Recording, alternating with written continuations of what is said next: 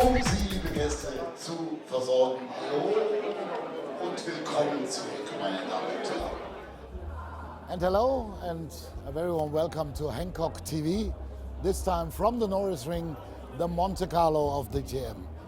Today we learned to know the hardest braking point of the season and we got a lot more news for you, so have fun.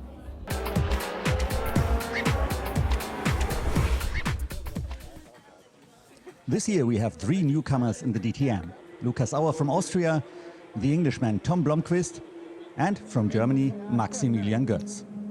He's new in the DTM, yes, but he's not a rookie in racing.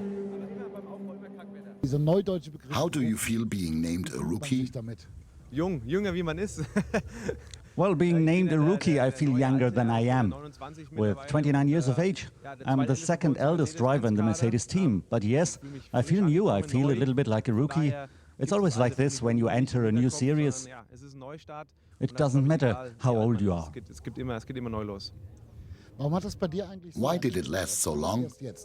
The last 4 years were quite good. I was racing in the GT sport. 2002 and 2003 I was battling Nico Rosberg and I bet Sebastian Vettel in the Formula BMW. Afterwards, I had a harder time in Formula 3. But in GT racing the success came back.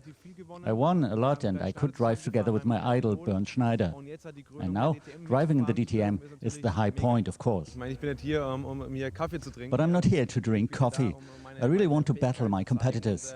It's not easy, I know that, but I try as hard as I can. I want to collect points and I want to get a place on the podium. That's my ambition.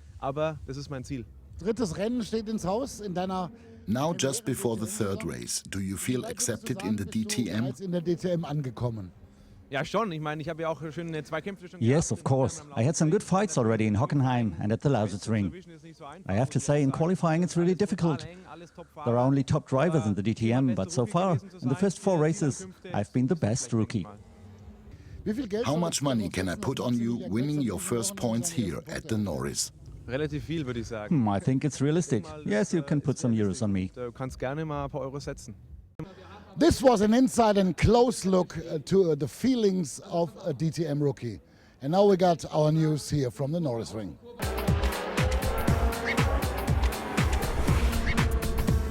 The Norisring is the only non-permanent racetrack in the DTM calendar. About 45 people start to prepare the track 3 weeks before the event. Under the old grandstand, there's a complete workshop and a storage. To prepare the track, they use 10 kilometers of crash barrier, 10 kilometers of steel cable, 20 kilometers of power line, and really thousands of small parts.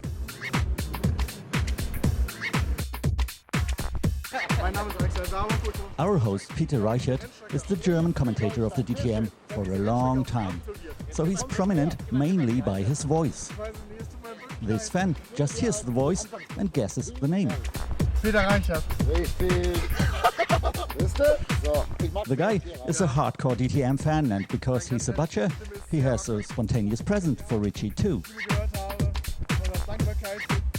What do we learn from this? A distinctive voice may save you from starving.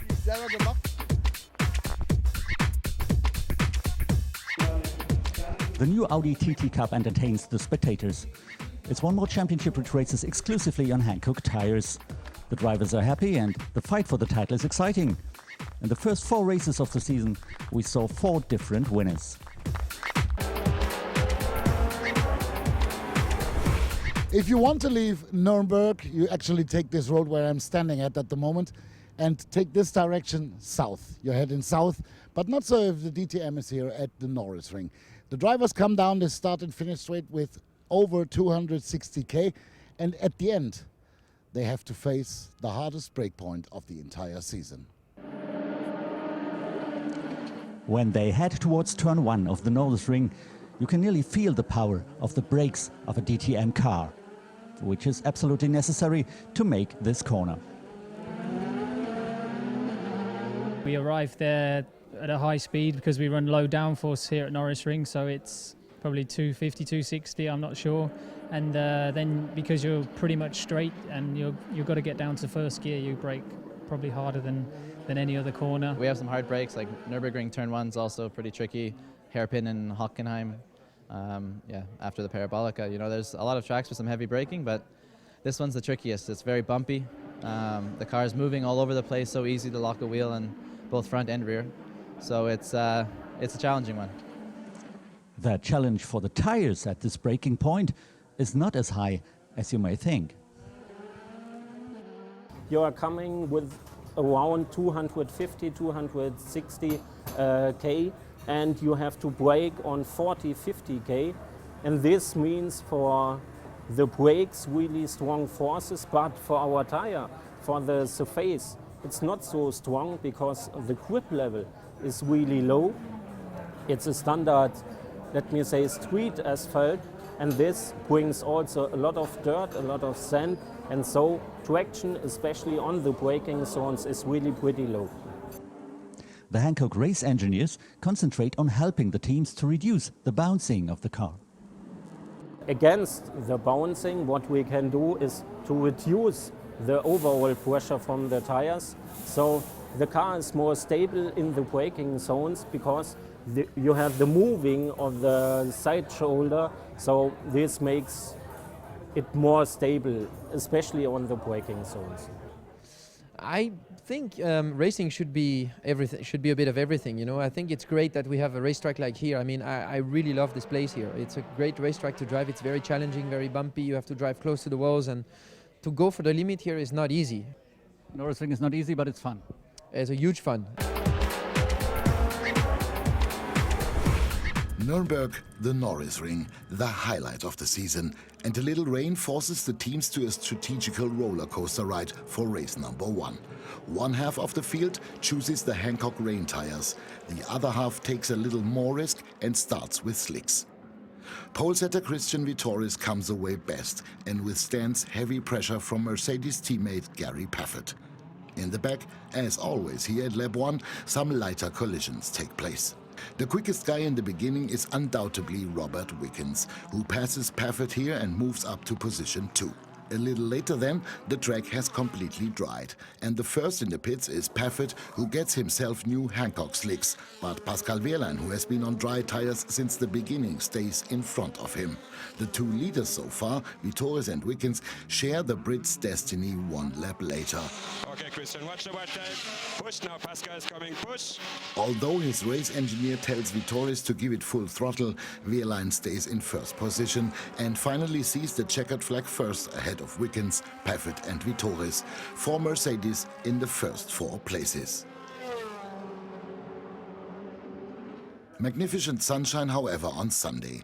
And Bruno Spengler smiles as well as he claims first pole position of the year for BMW, which he's able to defend as the race begins, but he shouldn't enjoy his lead for long.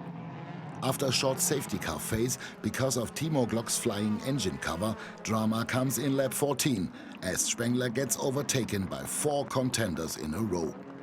The first one is Robert Wickens, followed by Christian Vittoris, Lukas Auer and finally Matthias Ekström, who also gets by the black BMW in the very same lap, from 1 back to 5 in just a fraction.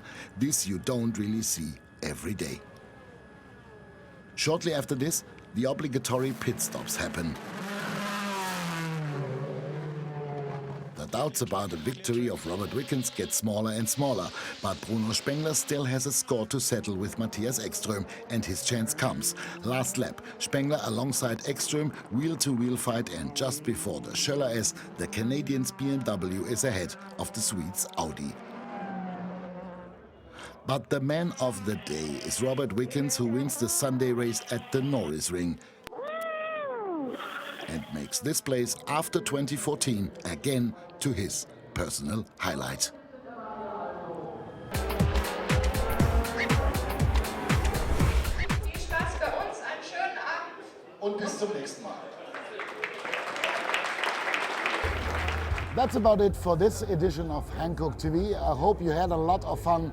Next time we see us is in 2 weeks' time, Zandvoort, Holland.